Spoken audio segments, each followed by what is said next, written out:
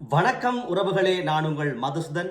இந்த பதிவு கனடாவில் இருக்கிறார்களுக்கு தெரிஞ்சிருக்க வேண்டிய பதிவு என்ன விஷயம் என்றால், கனடாவில் அதுவும் ஒன்டாரியோ மாகாணத்தில் மிகப்பெரிய அணு மின்சக்தி உற்பத்தி நிலையம் தொடங்கப்படுவதாக, அதாவது பாரிய முதலீட்டில் தொடங்கப்படுவதாக பிரதமர் மார்க் கார்னி அவர்கள் அறிவித்திருக்கின்றார்.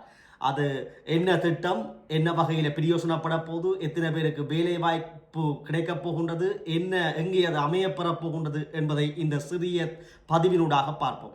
ஆம் உறவுகளே, இந்த கனடாவிலே வாழுகிற ஆக்களும் தெரிந்திருக்க வேண்டிய மிக முக்கியமான விடயம் கிளீன் எனர்ஜி என்கின்ற அந்த கருத்திட்டத்துக்கு கீழே சுமார் 2 மில்லியன் அல்ல $2 பில்லியன் முதலீட்டில் இந்த புதிய நியூக்ளியர் எனர்ஜி திட்டம் தொடங்கி வைக்கப்பட்டிருக்கிறது. என்ன விடயம் என்றால் $2 பில்லியன் என்றால் 200 கோடி டாலர்ஸ். 200 கோடி டாலர்ஸை முதலிடுகிறார்கள் இந்த பெரிய மெகா கிளீன் எனர்ஜி நியூக்ளியர் திட்டத்திற்கு. இதை சொல்வது எங்க வரப்போகுதுன்னா டார்லிங்டன் நியூக்ளியர் பவர் திட்டம், அதாவது டிஎன்என்பி என்று ப்ரொஜெக்ட் என்று சொல்கிறார்கள். அதாவது டார்லிங்டன் நியூக்ளியர் ப்ரொஜெக்ட் டிஎன்என்பி என்று அழைக்கப்படுகிறது. இந்த திட்டம் சுமார் $2 பில்லியன் ஒதுக்கப்பட்டிருக்கிறது இந்த துறைக்கு. இது எங்கே அமையப் போகின்றது என்றால் போமன் பில்லில் ஒன்டாரியோ மாகாணத்தில் தான் அமையப்படுகிறது. ஏன் அமையப்படுகிறது என்று பார்த்தோம் என்றால் அதற்கு காரணங்களையும் சொல்லியிருக்கிறார்கள். நியூயார்க்கை அண்டு, அதாவது ஒன்டாரியோ மாகாணம், இந்த மாகாணத்தில் அதிக சனத்தொகை பெரம்பல் இருக்கின்றது. போதிய அளவான மின் சக்தி இந்த கைத்தொழில் பேட்டைகளுக்கும் வீடுகளுக்கும் போதாமல் இருக்கின்றது. ஆகவே இந்த மின் நுகர்வினுடைய சக்தி நுகர்வினுடைய அளவு அதிகமாகின்ற பொழுது அதை பூர்த்தி செய்ய வேண்டிய கடப்பாடு அரசுக்கு இருக்கின்றது. அந்த வகையில் 3 லட்சம் வீடுகளுக்கு இதன் மூலம் மின்னை விநியோகிக்கக்கூடியதாகவும் கைத்தொழில் பேட்டைகளுக்கும் விநியோகிக்கக்கூடியதாகவும் இருக்கும் என்று எதிர்வு கூறப்பட்டிருக்கின்றது.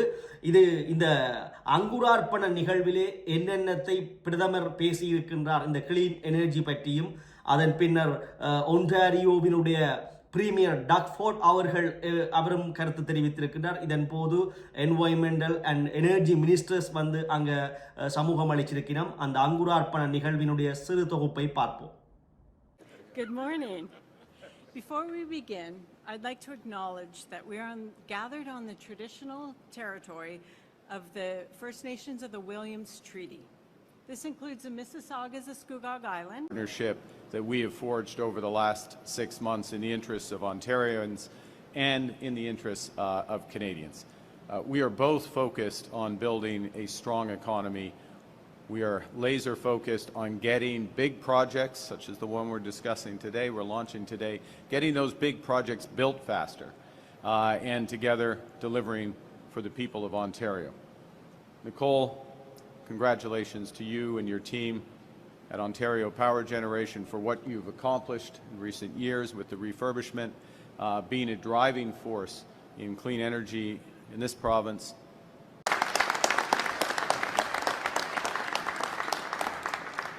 Well, first of all, good morning, everyone. It's great to be back here, and thank you, Prime Minister, for that kind introduction. I also want to thank Nicole and all the hard-working men and women standing right behind me and everyone else at OPG. You're all absolute champions. Who keep the lights on in homes across Ontario, as well as 1.5 million homes south of the border. I always say we keep lights on in New York and Michigan and up in Minnesota, and I always say. ஆம் உறவுகளே, கனடாவினுடைய மிகப்பெரிய mega திட்டமாக வரலாற்றில் என்றும் இல்லாதவாறு இவ்வளவு பாரிய முதலீட்டில், அதாவது $2 பில்லியன் முதலீட்டில் $200 கோடி என்றது சாதாரண மக்களுக்கு பெரிய வியப்பாக இருக்கும். ஆகவே அந்த நியூக்ளியர் ப்ராஜெக்ட் டிஎன்என்பி அங்குரார்ப்பணம் செய்து வைக்கப்பட்டிருக்கிறது. ஒன்டாரியோ மாகாணத்தில் போமன் பில்லில் ஒன்டாரியோவிலே அமைய இருக்கின்றது.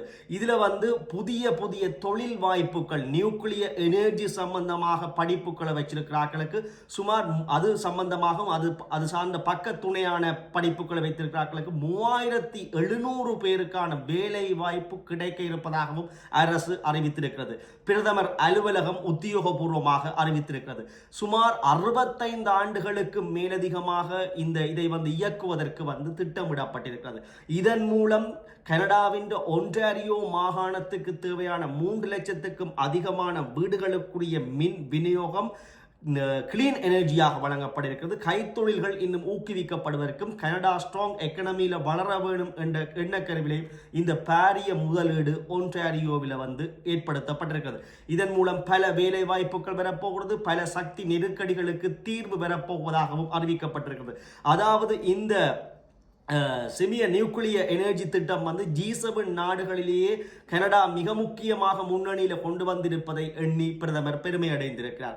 ஆகவே பார்ப்போம், புது புது திட்டங்கள் அறிமுகமாகின்றன. அதன் மூலம் மக்களுக்கு வேலை வாய்ப்புகளும் இந்த நாட்டினுடைய சக்தி வளங்களும் தீர்க்கப்படுமானால் அது ஒரு வரப்பிரசாதம் தான். அந்த வகையிலே நியூக்ளியர் எனர்ஜி எனப்படுவது அணு மின் உற்பத்தி நிலையம். இந்த அணுவினுடைய வெடிப்புகள் காரணமாக அதிலிருந்து பெரும் வெளிப்படுகின்ற பெரிய சக்தியை மின் சக்தியாக மாற்றுவது, அந்த அணு சக்தியை மின் சக்தியாக மாற்றிக்கொள்வது, பெரிய ஒரு சக்தி வரும், அதை மின்சாரமாக பயன்படுத்தலாம். இந்த அணு உலைகளுக்குள் தான் இடம்பெறும். அணு கசிவு ஏற்பட்டால் சூழலுக்கு பாதிப்பை ஒழிய மற்றபடி இதுல நிலக்கரியை எரிச்சு மசகண்ணி எரிச்சு பெறுகின்ற எனர்ஜி சூழலுக்கு காபன வெளிவிடும். அதால சூழல் மாசடையும்.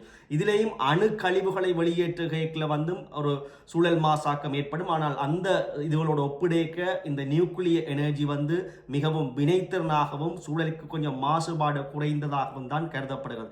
அந்த வகையில் மிகப்பெரிய முதலீடு $2 பில்லியன் முதலிடப்பட்டிருக்கிறது. பார்ப்போம் எதிர்காலத்தில் என்னென்ன திட்டங்கள் முதலீடுகள் இங்கே வரப்போகின்றன. இந்த பொருளாதார சிக்கலிலேயும் இவ்வளவு பில்லியன் கணக்கான டாலர்களை முதலிடுகிறார்கள் என்பதும் பெரும் வியப்புக்காக